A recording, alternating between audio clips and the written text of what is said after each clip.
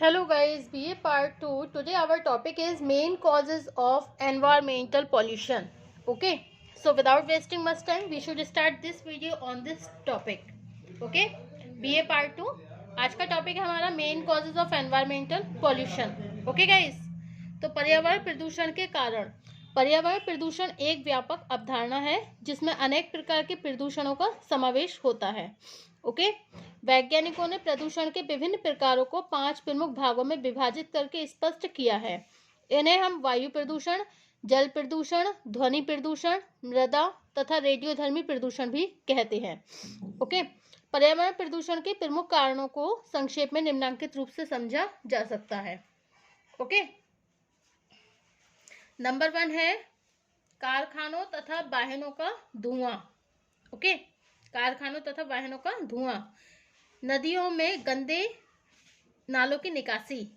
Next है उद्योगों से फैलने वाली दुर्गंध. नेक्स्ट परंपरागत विश्वास. नेक्स्ट वनों का कटान. नेक्स्ट औद्योगिक अपशिष्टों एंड आणविक परीक्षण is the last and one last और वन्य जीवों का विकास. ओके,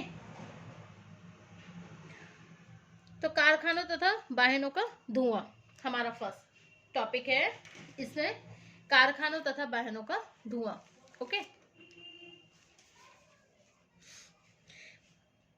पर्यावरण को प्रदूषित करने में कारखानों की चिमनियों से निकलने वाला दुर्गंधपूर्ण और कार्बनिक धुआं सबसे अधिक उत्तरदायी है. बड़े बड़े औद्योगिक नगरों के वातावरण में विषैले कणों का इतना अधिक समावेश हो जाता है कि व्यक्ति स्वच्छ हवा में सांस भी नहीं ले सकता.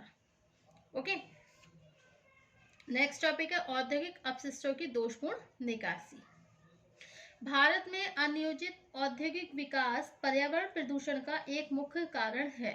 यहाँ चीनी, रासायनिक उर्वरकों, कागज, कीटनाशक दवाओं, कास्टिक सोडा और रासायनिक रबड़ जैसे उद्योगों से निकलने वाले दुर्गंध युक्त पदार्थों की निकासी की कोई समुचित व्यवस्था नहीं है. ऐसे रासायनिक पदार्थ या तो कारखाने के आसपास के क्षेत्र में फैलते रहते हैं अथवा उन्हें समीपवर्ती किसी नदी में छोड़ दिया जाता है. फलस्वरूप कारखानों के आसपास की नदियों का पानी जब मुख्य नदियों में मिलता है तो वे सभी नदियां प्रदूषित हो जाती हैं, जिनका पानी हजारों गांवों और कस्बों के निवासियों द्वारा उपयोग में लाया जाता है. निकासी की इस दोषपूर्ण व्यवस्था ने जल प्रदूषण में सबसे अधिक वृद्धि की है. ओके, अब नेक्स्ट है नदियों में गंदे नालों की निकासी. नदियों में गंदे नालों की निकासी. संसार के सभी नगरों का विकास नदियों के किनारे इसलिए हुआ है कि नदियों को एक जीवनदायिनी स्रोत के रूप में देखा जाता है. ओके, भारत में जब नगरों का विस्तार हुआ तथा नगरीय जनसंख्या बढ़ने लगी तब नगर के संपूर्ण कचरे और सीवर लाइनों के गंदे पानी को बड़े बड़े नालों तथा नालियों में गिराया जाने लगा. इसके फलस्वरूप गंगा, यमुना, नर्मदा, कावेरी और गोमती जैसी नदियों का जल इतना प्रदूषित हो गया कि इसे पीना स्वास्थ्य के लिए खतरा बन गया. ओके, नेक्स्ट टॉपिक है हमारा उद्योगों से फैलने वाली दुर्गंध. अनेक उद्योग ऐसे हैं जिनसे निकलने वाली दुर्गंध 5-6 किलोमीटर तक के क्षेत्र में इतनी अधिक दुर्गंध भर देती है कि उस क्षेत्र में से होकर निकलना भी कठिन हो जाता है. चमड़ा उद्योग, चीनी उद्योग, कागज के कारखानों तथा पेट्रोकेमिकल उद्योगों के क्षेत्र में लाखों व्यक्ति निवास करते हैं. वे इस वायु प्रदूषण के कारण तरह तरह की बीमारियों से घिरे रहते हैं. नेक्स्ट टॉपिक है हमारा वनों का कटान. पर्यावरण को स्वच्छ बनाने में वृक्षों की भूमिका बहुत महत्वपूर्ण होती है. ओके, वृक्षों में स्वयं ऐसी क्षमता होती है कि वे पर्यावरण में उत्पन्न होने वाले प्रदूषण की एक बड़ी मात्रा को स्वयं ग्रहण कर लेते हैं. भारत में नगरीय विकास, औद्योगिकरण, सड़कों के निर्माण तथा रेलवे लाइनों के विस्तार के कारण वनों का मनमाने रूप से कटान होने लगा. ओके, वृक्षों की संख्या में कमी होने से पर्यावरण प्रदूषण को कम करने वाली प्राकृतिक शक्ति कमजोर पड़ गई. आज भी देश के जिन क्षेत्रों में वनों की अधिकता है वहां पर्यावरण प्रदूषण की समस्या नगरों की तरह गंभीर नहीं है. ओके, नेक्स्ट टॉपिक है हमारा शोर में वृद्धि. अनेक अध्ययनों से स्पष्ट हुआ है कि पर्यावरण प्रदूषण को बढ़ाने में ध्वनि प्रदूषण का प्रभाव वायु प्रदूषण द्वारा जल प्रदूषण से भी अधिक है। नगरों में विभिन्न उद्योगों में चलने वाली मशीनों, बसों, ट्रकों, लोकल ट्रेनों, टेम्पो तथा लाउड स्पीकर में इतना शोर होता है कि व्यक्ति के जीवन में गंभीर मानसिक तनाव पैदा होने लगता है। ओके, मनोवैज्ञानिक का विचार है कि नगर के निवासियों के अधिकांश मानसिक विचार ध्वनि प्रदूषण से ही उत्पन्न होते हैं। ध्वनि प्रदूषण से हमारा पर्यावरण इतना तनावपूर्ण हो जाता है कि सामान्य व्यक्ति के लिए अपनी कार्यकुशलता को बनाए रखना संभव नहीं रह जाता। ओके, नेक्स्ट टॉपिक है परंपरागत विश्वास। अनेक धार्मिक और सांस्कृतिक विश्वास भी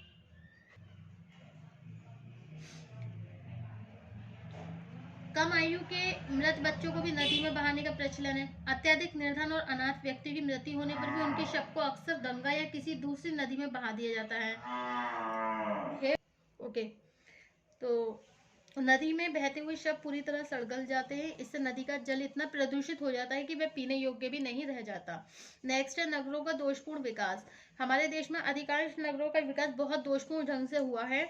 नगर नियोजन के कुछ प्रयत्नों के बाद भी लोगों को मिलने वाली सुविधाएं नगरों में बढ़ती हुई जनसंख्या के अनुपात में बहुत ही कम है। आगरा, कानपुर, कोलकाता जैसे नगरों के अतिरिक्त बहुत से दूसरे नगरों के बीच में दुर्गंध युक्त कारखाने पर्यावरण को प्रदूषित करते रहते हैं। नगर की संपूर्ण गंदगी नगर के आसपास किसी मैदान में फेंक दी जाती है और निचले स्थानों पर बनी हुई जो भी कॉलोनियां होती हैं उनके आसपास क्षेत्रों में भर जाता है। ये सभी दशाएं पर्यावरण प्रदूषण में वृद्धि करती हैं। ओके, अब नेक्स्ट है वन्य जीवों का विकास। पर्यावरण को स्वच्छ बनाए रखने में जीवों की भूमिका उपयोगी है। अधिकांश वन्यजीव मरे हुए जानवरों को खाकर जंगल के वातावरण को स्वच्छ बनाए रखते हैं। आर्थिक प्रलोभन तथा दूसरे कारणों से जब वन्य जीव को मारने में उनकी संख्या कम होने लगी तो जंगलों का वातावरण भी प्रदूषित होने लगा। ओके, अब नेक्स्ट है आणविक परीक्षण।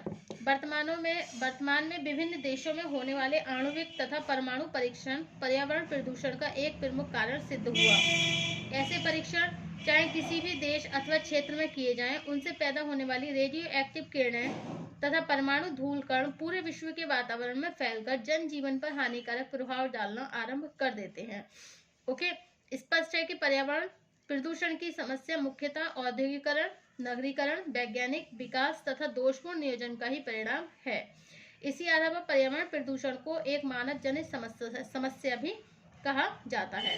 नेक्स्ट टॉपिक है हमारा पर्यावरण प्रदूषण के प्रभाव। Okay, effect of environmental pollution. मानव जीवन पर पर्यावरण के अधिकांश प्रभाव अप्रत्यक्ष होते हैं, क्योंकि पर्यावरण प्रदूषण मानव की जीव रचना में अव्यवस्था पैदा करके अनेक प्रकार की सामाजिक तथा मानसिक समस्याओं में वृद्धि करता है। विभिन्न क्षेत्रों में पर्यावरण प्रदूषण के दुष्प्रभावों को निम्न प्रकार समझा जा सकता है। ओके, घातक बीमारी में वृद्धि। नंबर 1, सेकंड है अनिद्रा एवं मानसिक रोग। नंबर 3 है तापमान में वृद्धि। नंबर 4, वनस्पतियों में कमी। नंबर 5, वन्य जीवों का ह्रास। नंबर 6, अपराधों में वृद्धि। नंबर 7, प्रदूषित फसलों का उत्पादन। और नंबर 8 है पारिवारिक विघटन। ओके, तो ये सब क्या है हमारे effects of environmental pollution. Okay, अब नेक्स्ट है हमारा नेक्स्ट टॉपिक है सरकार के प्रयत्न, efforts of the government. Okay, पर्यावरण प्रदूषण केवल भारत की नहीं बल्कि संपूर्ण विश्व की आज एक समस्या है। एक और आर्थिक विकास के लिए प्रौद्योगिक और नगरीय विकास आवश्यक है, तो दूसरी ओर इसके फलस्वरूप पर्यावरण में तेजी से प्रदूषण बढ़ता जा रहा है। इसी कारण आज विभिन्न देशों की सरकारें पर्यावरण प्रदूषण को रोकने तथा इसका उपचार करने के लिए अनेक संगठित कार्यक्रमों को लागू कर रही हैं। भारत सरकार ने सबसे पहले चौथी पंचवर्षीय योजना 1969-74 की अवधि में पर्यावरण प्रदूषण पर ध्यान देकर सन 1972 में इस समस्या का समाधान सुलझाने के लिए एक समिति का संगठन किया। जनवरी 1890 में एक उच्चाधिकार प्राप्त समिति की नियुक्ति की गई, जिसकी सिफारिशों के आधार पर सन 1985 में एक पृथक पर्यावरण और वन मंत्रालय की स्थापना भी की गई। ओके, इसका उद्देश्य आर्थिक विकास के उत्पन्न होने वाले पर्यावरण प्रदूषण को रोकना तथा जल, भूमि, मिट्टी और वन्य जीवन को इस तरह सुरक्षित करना है जिससे पर्यावरण प्रदूषण की समस्या पर प्रभावपूर्ण ढंग से नियंत्रण रखा जा सके। इस संबंध में सरकार द्वारा किए गए प्रयत्न भी निम्न प्रकार से हैं। नंबर 1 पर्यावरण संरक्षण कानून। नंबर 2 है प्रदूषण की रोकथाम तथा नियंत्रण। नंबर 3 है केंद्रीय गंगा प्राधिकरण। नंबर 4 राष्ट्रीय वृक्षारोपण और पारिस्थितिकी विकास बोर्ड। नंबर 5 वन नीति में संशोधन। और नंबर 6 है वन्य जीवन का संरक्षण। नंबर 7 पर्यावरण अनुसंधान। नंबर 8 पर्यावरण संरक्षण पुरस्कार। ओके,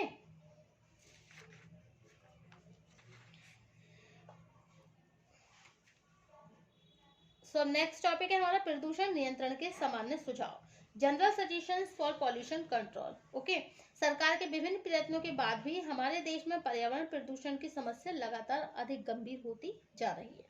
विभिन्न कानूनों के बाद भी मध्य प्रदेश के विभिन्न नगरों में प्रदूषण फैलाने वाले 200 से भी अधिक कारखानों में से अभी तक केवल 62 कारखानों में ही रासायनिक प्रदूषण को रोकने वाले संयंत्र लगाए गए हैं। ओके,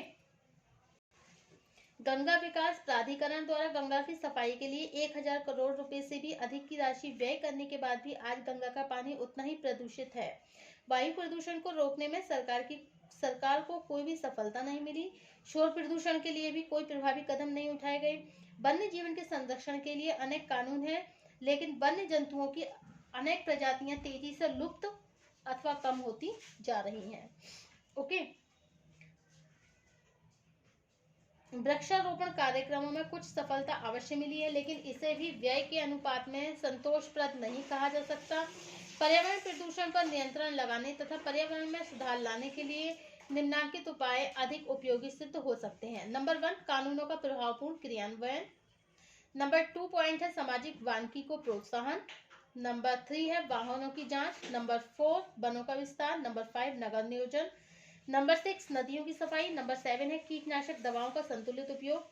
और नंबर 8 है अंतरराष्ट्रीय प्रयत्न।